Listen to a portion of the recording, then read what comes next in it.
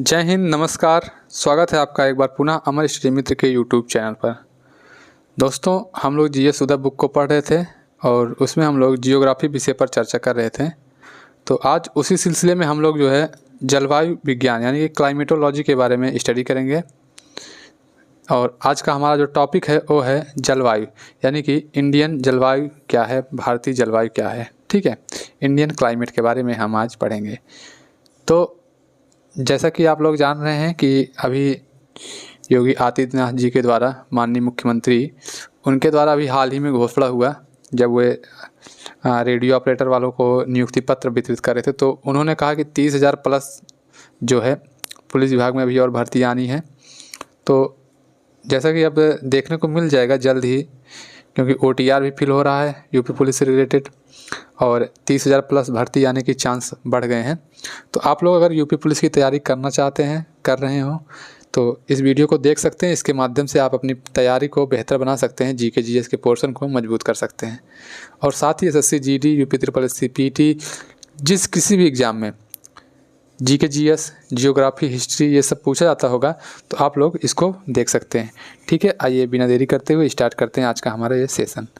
ठीक है, सबसे पहले जलवायु क्या होता है। आप लोगों ने दो शब्द सुने होंगे, एक सुना होगा जलवायु और एक सुना होगा मौसम। ठीक है, मौसम और जलवायु दो शब्द सुना होगा। मौसम क्या होता है? प्रतिदिन या प्रति मिनट के वायुमंडलीय कारकों का औसत जो होता है उसको मौसम कहते हैं। और जलवायु की बात करें तो किसी क्षेत्र की दीर्घकालिक का मतलब जैसे 30-35 वर्ष का, तो जो वायुमंडलीय कारकों का जो औसत होता है उसको जलवायु कहते हैं। ठीक है, प्रतिदिन मौसम और दीर्घकालिक जो होता है वो होता है जलवायु। ठीक है, इसको आप लोग ध्यान में रखिएगा। ठीक है फ्रेंड्स, फिर हम लोग देखेंगे कि आखिर जलवायु होता क्या है, इस बुक में किस तरीके से जलवायु को डिफाइन किया गया है। ठीक है, आइए देखते हैं। तो दिया गया है कि किसी स्थान अथवा देश में लंबे समय के तापमान, वर्षा, वायुमंडलीय दबाव तथा पवनों की दिशा एवं वेग का समग्र अध्ययन जो होता है ये जलवायु विज्ञान के अंतर्गत किया जाता है, यानी कि क्लाइमेटोलॉजी के अंतर्गत ये सब किया जाता है। क्या क्या किया जाता है? तापमान, वर्षा, वायुमंडलीय दबाव तथा पवनों की दिशा एवं वेग का समग्र अध्ययन, इन सभी का अध्ययन जो होता है। ठीक है, इन समस्त दशाओं को जलवायु कहते हैं। ये जो दशा है, इन दशाओं को क्या कहते हैं? जलवायु कहते हैं। संपूर्ण भारत को जलवायु की दृष्टि से उष्णकटिबंधीय मानसूनी जलवायु वाला देश माना जाता है। क्या माना जाता है? उष्णकटिबंधीय मानसूनी जलवायु वाला देश माना जाता है। किसको? हम अपने प्यारे भारत को। ठीक है फ्रेंड्स, आगे देखते हैं। भारत में मानसूनी प्रकार की जलवायु पाई जाती है। मानसून शब्द की उत्पत्ति शब्द मौसम से हुई है। किससे हुई है? मौसम से हुई है, जिसका अर्थ होता है कि पवनों की दिशा का ऋतुगत प्रत्यावर्तन, यानी कि पवनों की दिशा का ऋतुगत प्रत्यावर्तन जो होता है ये मौसम शब्द का अर्थ होता है। मौसम शब्द अरबी शब्द है और इसका जो इस मौसम शब्द से क्या बना? मानसून शब्द इसी से क्रिएट हुआ है। तो एक मैप दिखाया गया है, आप लोग के पास अगर बुक होगा तो बुक में आप लोग मैप देख लेंगे, समझेंगे। ठीक है, अब आगे देखते हैं भारतीय मानसून के बारे में क्या क्या दिया गया है। भारत की जलवायु उष्ण मानसूनी प्रकार की है, किंतु ध्यान देने योग्य तथ्य यह है कि भारत की उत्तरी भाग जो कर्क रेखा के उत्तर में स्थित है शीतोष्ण कटिबंध में, तथा जो कर्क रेखा के दक्षिण में स्थित भाग है उसे उष्ण कटिबंध के अंतर्गत आता है। आप लोग पेटियाँ पढ़े होंगे, अभी नहीं पढ़े होंगे तो यहाँ पर नहीं, अभी तो मैं पढ़ाया नहीं हूँ, देख सकते हैं। जैसे ये हमारी पृथ्वी है, पृथ्वी को दो बराबर भागों में काटने वाली रेखा को भूमध्य रेखा यानी कि 0 डिग्री अक्षांश कहते हैं। ठीक है, भूमध्य रेखा, इक्वेटर या विषुवत रेखा, इसके कई नाम हैं। ठीक, 23.5 डिग्री उत्तरी अक्षांश पर जो रेखा जाती है उसको कर्क रेखा कहते हैं, और 23.5 डिग्री दक्षिणी अक्षांश पर जो रेखा जाती है उसको क्या कहते हैं? उसको मकर रेखा कहते हैं। इतना आप लोगों को बेसिक चीज़ें पता होंगी। ठीक है फ्रेंड्स, फिर उसके बाद जो हमारा भारत है वो कर्क रेखा पर यहीं कहीं लोकेटेड है। और अभी आगे हमने पढ़ा भी था कि जो कर्क रेखा होती है वो भारत को 2 बराबर भागों में काटती है, यानी कि 2 बराबर भागों में बीचों बीच भारत के जाने वाली रेखा कर्क रेखा होती है, 7 राज्यों से होकर जाती है। तो ये हमने आगे पढ़ा था। ठीक है, तो जो भारत है, भारत कर्क रेखा भारत के बीचों बीच से जा रही है, तो यानी कि कुछ भाग उत्तर में है भारत का, कुछ भाग दक्षिण में है कर्क रेखा के। तो कर्क रेखा के जो उत्तर में भाग है उसको शीतोष्ण कटिबंध कहते हैं, और जो दक्षिण में जो भाग है उसको उष्ण कटिबंध कहते हैं। देखिए, उष्ण कटिबंध भाग कौन सा होता है? जो 23 डिग्री उत्तर से 23 डिग्री दक्षिण, यानी कि 23 डिग्री नॉर्थ से 23 डिग्री साउथ वाला जो एरिया है ये। ठीक है, इसको जो है इसको उष्णकटिबंध जोन कहते हैं। ठीक है, उसके बाद ये यहाँ से 23.5 डिग्री से 66.5 डिग्री उत्तरी अक्षांश और 23.5 डिग्री से 66.5 डिग्री दक्षिणी अक्षांश, इसके बीच का जो एरिया है, इसके बीच का जो एरिया है इसको क्या कहते हैं, इसको शीतोष्णकटिबंध कहते हैं। इस नाते जो हमारा भारत आता है ना, वो इसका आधा पार्ट उष्णकटिबंध भाग होता है और आधा पार्ट जो है शीतोष्णकटिबंध।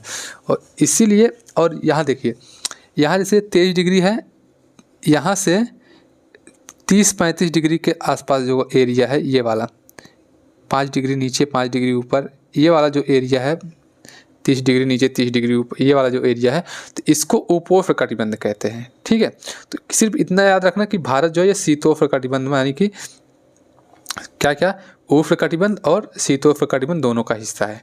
ठीक है, भारतीय मानसून का संबंध मुख्यतः ग्रीष्म ऋतु में होने वाले वायुमंडलीय परिसंचरण के परिवर्तन से है।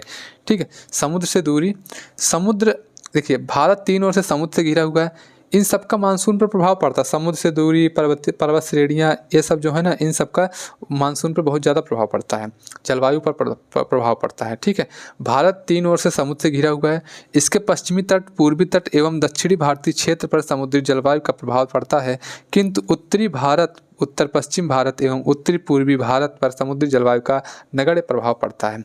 आगे बढ़ते हैं, आगे है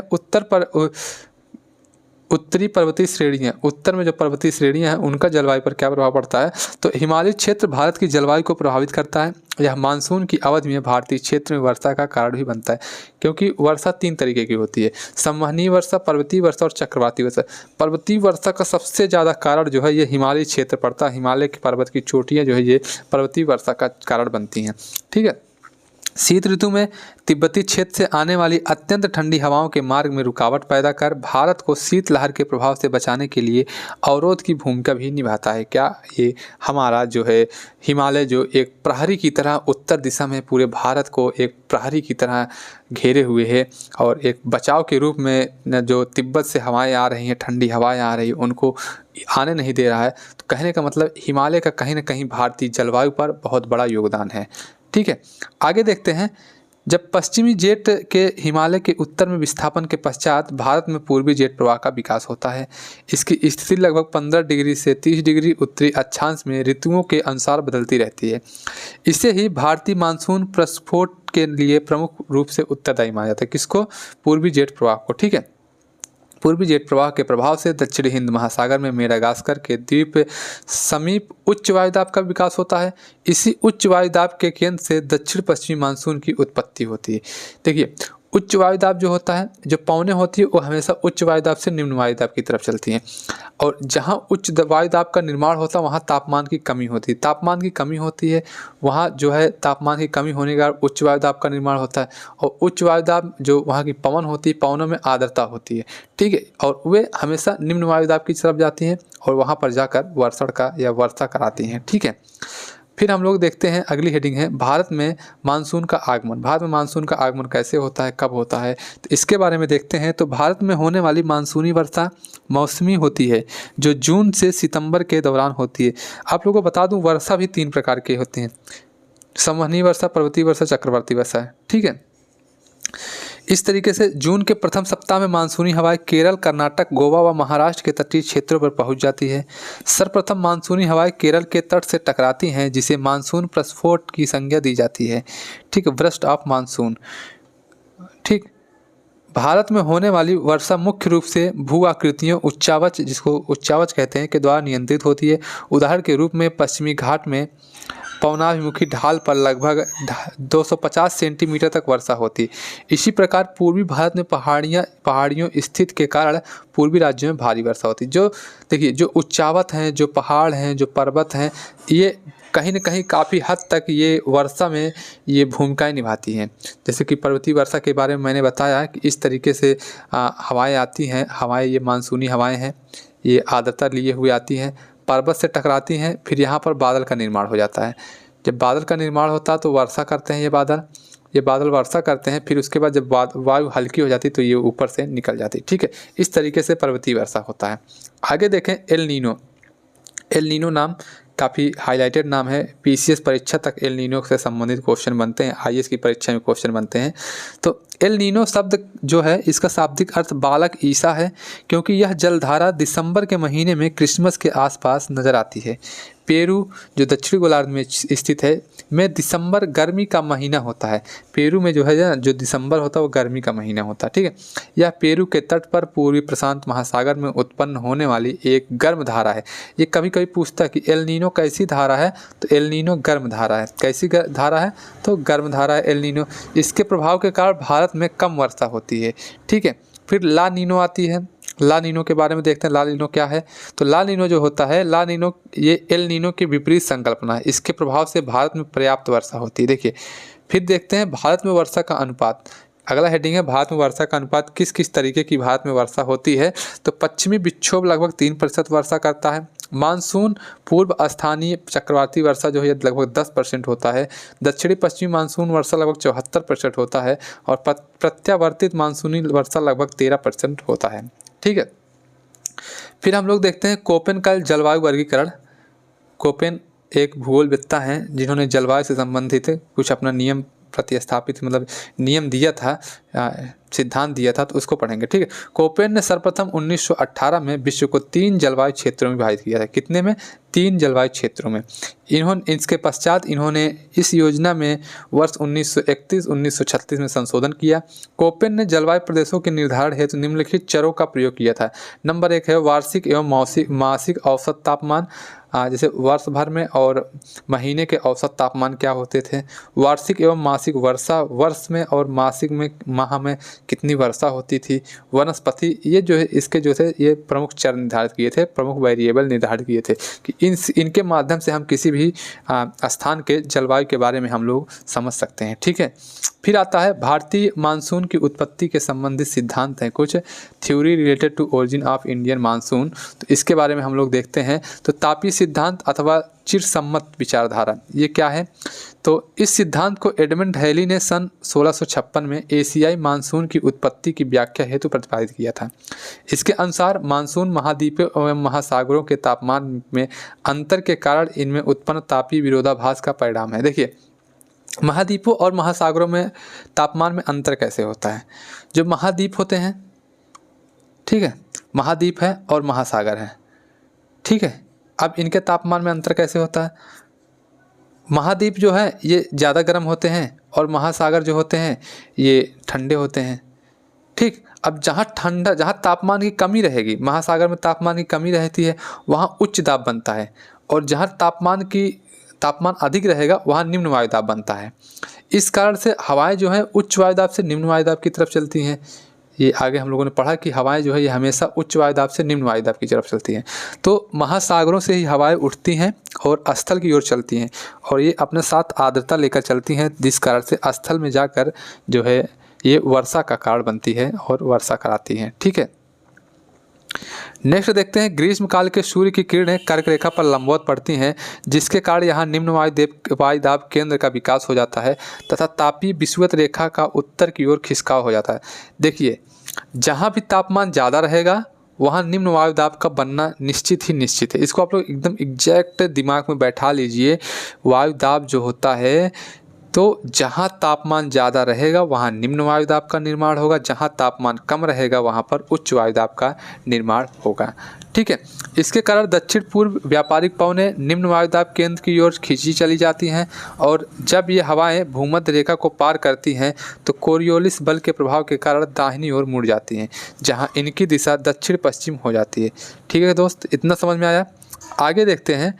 आगे दिया गया और ये पवनें समुद्र में लंबी दूरी तय करके आती हैं अतः अपने साथ आर्द्रता भी पर्याप्त मात्रा में लाती हैं, जिसके कारण ही इसके द्वारा भारतीय उपमहाद्वीप में वर्षा होती है। इसे ही दक्षिण पश्चिमी मानसूनी वर्षा के नाम से जाना जाता है। किस नाम से जाना जाता है? दक्षिणी पश्चिमी मानसूनी वर्षा के नाम से जाना जाता है। फिर एक संकल्पना आती है जिसको गतिक संकल्पना या विषुवत पछुआ पवन सिद्धांत के नाम से जाना जाता है। तो इसमें क्या दिया गया, इस सिद्धांत का प्रतिपादन फ्लोन ने किया था। इनके अनुसार मानसून पछुआ पवनों का सूर्य के उत्तरायण एवं दक्षिणायन के अनुसार सामान्य मौसमी स्थानांतरण है, ठीक है। ग्रीष्म ऋतु में तापीय विषुवत रेखा के उत्तर की ओर खिसकाव के कारण अतः उष्ण अभिसरण क्षेत्र ITCZ का भी उत्तर की ओर खिसकाव हो जाता है।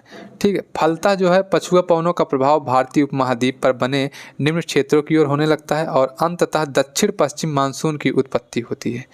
ठीक है, आगे देखते हैं। आगे है उत्तरी अंतः उष्ण अभिसरण क्षेत्र NITCZ के सहारे उष्ण कटिबंध विक्षोभ सक्रिय की देखे जाते हैं और क्षेत्रीय मौसम को प्रभावित करने में इनकी अहम भूमिका होती है।